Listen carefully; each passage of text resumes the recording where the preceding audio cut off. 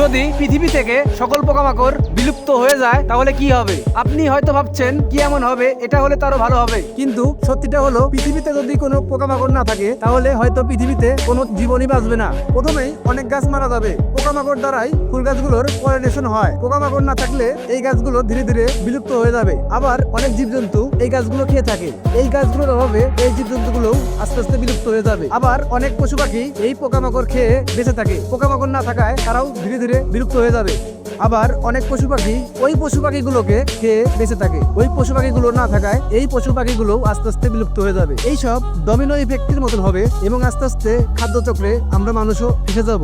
চারিপাশে শুধু জীবজন্তুর লাশ দেখতে পাওয়া যাবে। এইবার তো বুঝতে পারলেন এই ছোট পোকামাকড়গুলো আমাদের জন্য কত গুরুত্বপূর্ণ। পৃথিবীর সবকিছুই পৃথিবীর একটি অংশ। এইগুলো নষ্ট হলে পৃথিবীর ভারসাম্য নষ্ট হবে। ভিডিওটি ভালো লাগলে অবশ্যই একটি লাইক দিবেন এবং এরকম ভিডিও সবার আগে পেতে চ্যানেলটি সাবস্ক্রাইব করে সাথেই থাকবেন। ধন্যবাদ।